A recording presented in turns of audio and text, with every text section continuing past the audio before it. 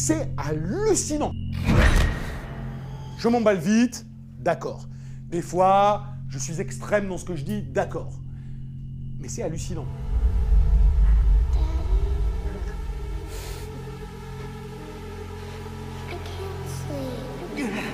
Quand je dis c'est hallucinant, c'est que je dis c'est hallucinant à la fois dans ce que tu vois à l'image et à la fois dans ce qui a pu passer à travers la tête de tout le monde pour faire ce truc.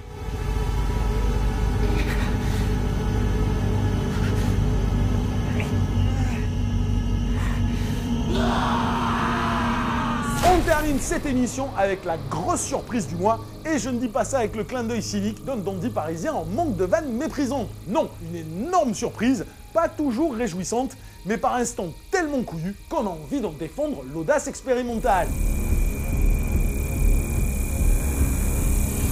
Je parle bien sûr et sans rire d'Universal Soldier 4 Day of Reckoning de John Yams, avec un Jean-Claude Van Damme, un Dolph Lundgren et un Scott Adkins comme vous ne les avez jamais vus.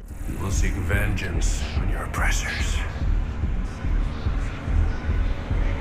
Freedom is yours. Oubliez vos a priori, oubliez le nom de la franchise, oubliez les acteurs, oubliez tout en fait. Parce que ce dernier opus ressemble à tout, sauf à ce que vous pouviez imaginer. Alors là, jamais j'aurais cru me prendre une telle claque, non seulement avec une partie de la team d'Expandables 2, mais surtout avec John Yams, fils de Peter, qui venait de réaliser coup sur coup deux bouts innommables, Dragon Eyes, encore avec Van Damme, et surtout le nullissime Universal Soldier 3 Régénération, qui ressemblait, malgré une ou deux tentatives d'effet de style, à du Z à la Steven, torché dans un hangar de Bulgarie. C'est sûr, la dernière bande-annonce psychédélique d'Universal Soldier 4 titillait notre curiosité, mais on ne peut pas dire qu'on y croyait des masses. Or, dès les premières minutes de ce quatrième opus, on comprend qu'un virage radical a été adopté, avec la volonté franche et pas forcément toujours subtile de casser le moule de la franchise et de laisser à son réalisateur la liberté de mettre en scène ses délires les plus persos, quand bien même nombre d'entre eux sont extrêmement référentiels.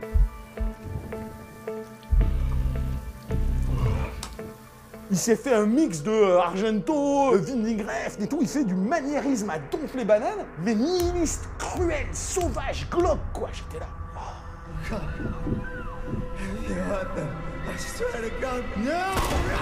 Entre un pré-générique en vue subjective tétanisant où Scott Adkins voit sa famille massacrée, des trips psychédéliques dans lesquels il rêve Van Damme en Némésis contrôlant son cerveau, et une scène de tuerie hardcoreissime dans un bordel où Lundgren est exposé sous fond de techno comme le Mad Mikkelsen de Pusher 2, les 20 premières minutes du film sont une claque monstrueuse.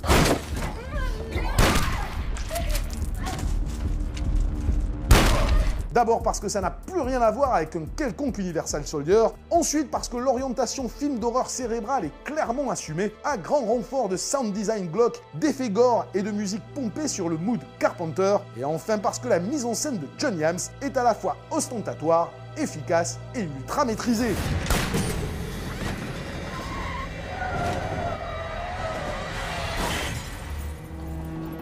Bien sûr, et on s'y attendait, la suite du récit n'est pas à la mesure de cette exposition bluffante. Le film s'enlise dans son deuxième acte avant de vriller Apocalypse Now du pauvre, mais rien que pour la volonté insensée de Yams et de ses acteurs d'y aller à fond les bananes dans l'hommage, souvent too much, au plus grand maître du 7e art, cette ovni improbable mérite le détour. Il faut voir Van Damme en colonel Kurtz au visage peinturluré façon yin et yang qui vrille pour mesurer le délire de la chose.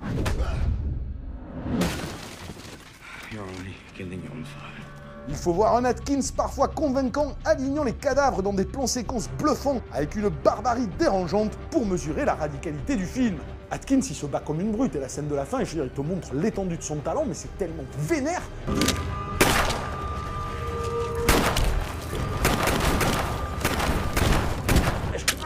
Le couteau en giclasse de son struggle, la tête du mec elle explose, il tombe.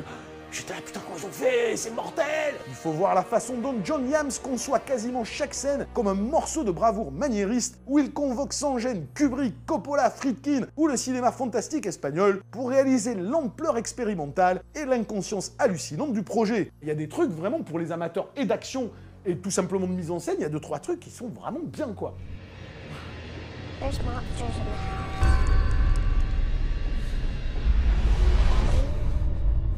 C'est la vocation finalement de la série B, c'est d'essayer quoi. Mais c'est ça.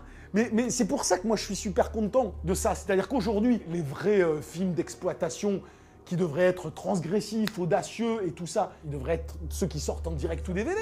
Il suffit qu'il y ait Van Damme, Lundgren, Atkins sur la jaquette, et ben les mecs ils l'achèteront quoi qu'il advienne. Mais tu leur fais une proposition de cinéma qui est quand même de niveau supérieur. En soi, c'est déjà fascinant. Mais si l'on ne devait retenir qu'une seule et énorme qualité au film, malgré les innombrables maladresses d'un réal qui veut trop se hisser à la hauteur de ses modèles, c'est l'atmosphère profondément stressante, nihiliste et dérangeante que John Yams réussit à insuffler.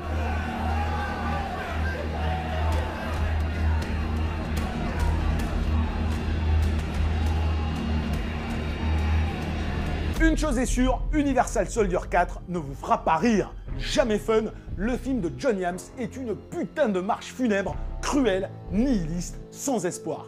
Décidément, jusqu'au bout, c'est hallucinant. Moi j'étais là dessus, je me disais, ah je vais me pignoler, je vais me pas de talonnade, il y a Lundgren, il y a Van Damme, il y a Scott Atkins, ça va être fun. Je dis, putain mais c'est un film d'horreur, ils ont fait un film d'horreur les mecs.